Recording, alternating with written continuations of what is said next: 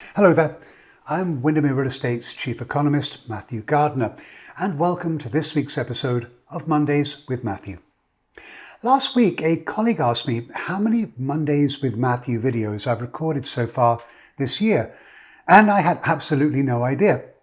Anyway, I took a look back through my files, and I was quite frankly rather startled when I found out that this episode is number 23. That's right. We've been at this now for almost 6 months. Anyway, the reason I mention this is that it's actually starting to become just a little more difficult for me to come up with new, relevant topics that aren't just updates of earlier videos. So what I've decided to do is we are going to change things up just a little bit. Although I'll certainly be addressing any new real estate related news that might come to light as we move through the rest of the year. My plan is to talk to you about the real estate and economic announcements that were made during the prior week, but really go beyond the headlines. In that way, you can not only stay on top of the issues that affect all of you, but you can also get more detail than is generally offered by the media. Now, of course, if you do have a topic you'd like me to cover, well, I'd be delighted to see if I can fit it in, so please don't stop with your requests. All right, so here we go with last week's announcements, and we're going to start off with the good old Case-Shiller Index. Now, the national index, that rose by 4.3% year over year in June, which was essentially unchanged from the gain that we saw in May. But I was pleased to see that the index leveled off because we had actually had a COVID-19 induced drop back in April. And when we look at the cities that make up the index, well, Phoenix, Seattle, and Tampa, Florida, well, they all continued to post the strongest annual gains amongst the 19 cities. Oh, by the way, we all know that there are 20 cities in the index, but Detroit is still being excluded because of ongoing COVID-19 related reporting issues. It was also interesting to see that 5 of the 19 cities, well, they saw higher year-over-year price gains in June than in May. Now you'll see in this table that I add a column to the right, and that shows what I'm defining as the change in momentum. And what this does is it looks at the percentage change over the past 12 months relative to the 12 months before that. And as you can see, all bar 2 cities, Chicago and Las Vegas, have seen their index levels rise faster over the past year than the year before that. And when I thought about this and wondering why this was the case, I just questioned whether Chicago is being negatively affected by ongoing civil unrest. And I also wonder whether Las Vegas is, well, their significant exposure to the leisure and hospitality industry, or whether that might be slowing down price gains there as well. The bottom line on this report is that prices have rebounded from the modest COVID-19 related drop, and I anticipate that we will see the national index show annual price growth in the mid to high 4% range for at least the balance of this year.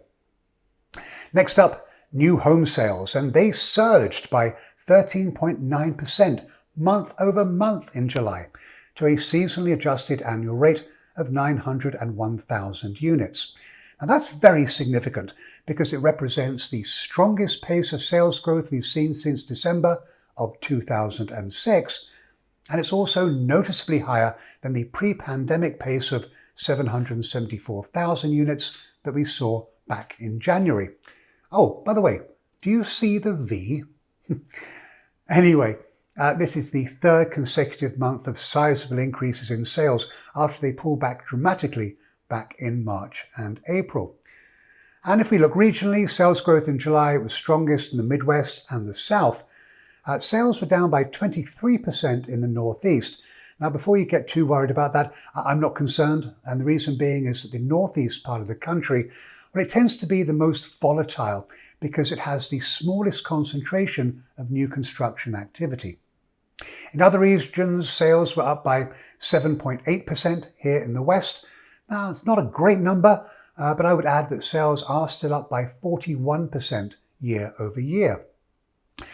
And strong demand, well, it drew down the inventory of new homes for sale. There were only 299,000 new single-family homes for sale at the end of July. Now that's 8.8% lower than a year ago. And the current inventory levels, well, they're as low as they've been since 2013. Now, my takeaway from this report is that new home sales are healthy, and I believe that they will remain that way.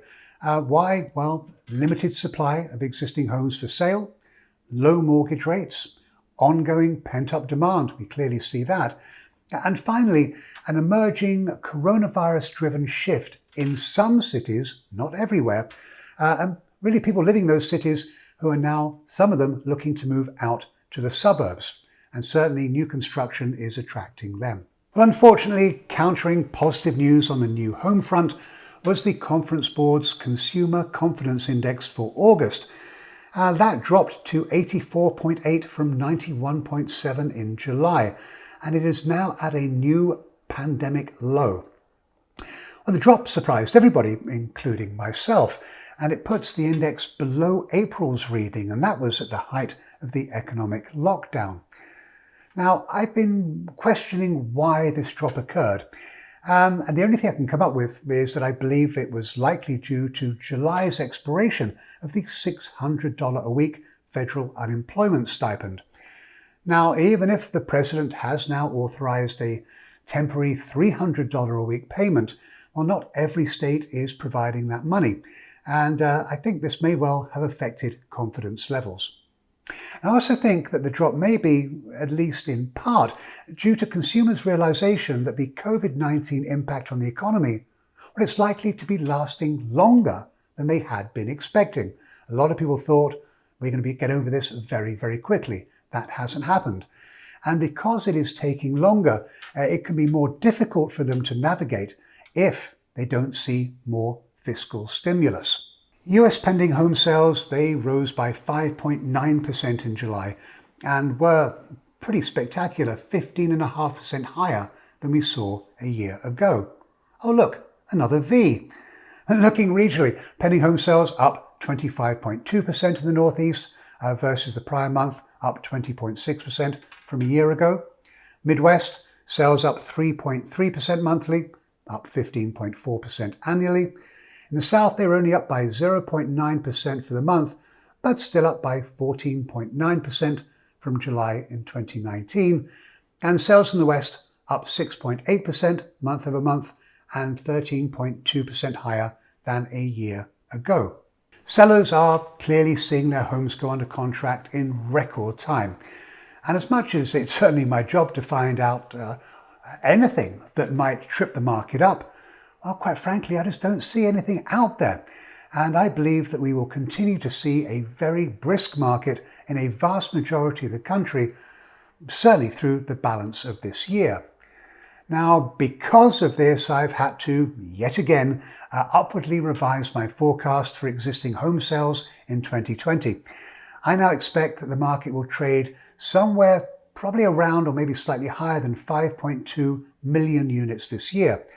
But the annualized pace in the second half of the year, well, that's going to be faster, coming in at 5.5 million for July through Christmas. And that again is on an annualized basis. Quite frankly, it should be higher. It would be higher if there were only more homes to sell. That's the big problem that we have.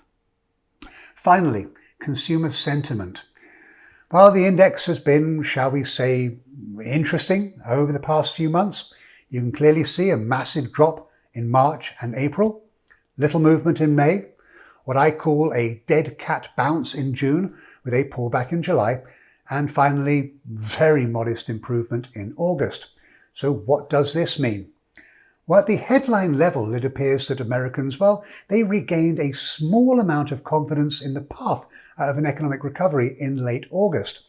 Now, I say late because the index is published twice a month.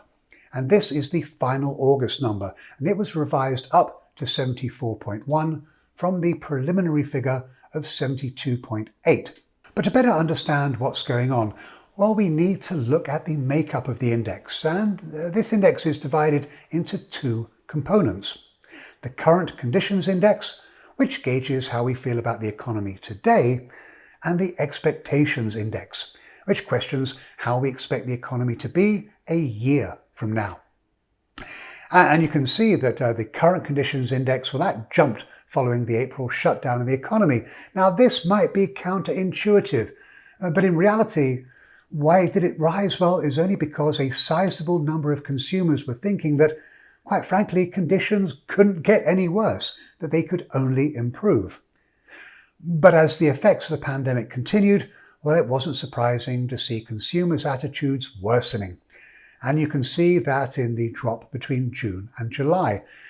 In fact, 62% of respondents in August judged that the overall conditions in the economy today could be best described as, quote, unfavorable, unquote. And again, I put this down to the fact that consumers are very uncertain as to whether Congress will help them out further as we move through the rest of the year. But the expectations index, well, that line is different. And it does tell me that although we're clearly not happy today, we still believe that things will get better in the year ahead. So the bottom line on the sentiment number is that we aren't comfortable with where the economy is right now, but our outlook, although it could be better, it's still pretty positive. Those are my thoughts on last week's big news items. And coming up this week, well, we're going to have some data on US construction spending. Now, that's been dropping for the last 4 months, but I do expect to see some modest gains when we see the July numbers. But the big story, well, that's going to be US payroll reports, what went on in terms of jobs in August. And here I'm looking for the data to show that more jobs have returned, but I do expect that the pace of recovery is likely to have slowed further from the 1.76 million jobs that returned in July. So there we have it. I really hope that you enjoy this new format. And as always, if you've got any comments on the topics that I've covered in this video, or if you've got any questions, I'd love to hear from you. That said, and in the meantime, do take care out there. And I really look forward to seeing you all again next week. Bye now.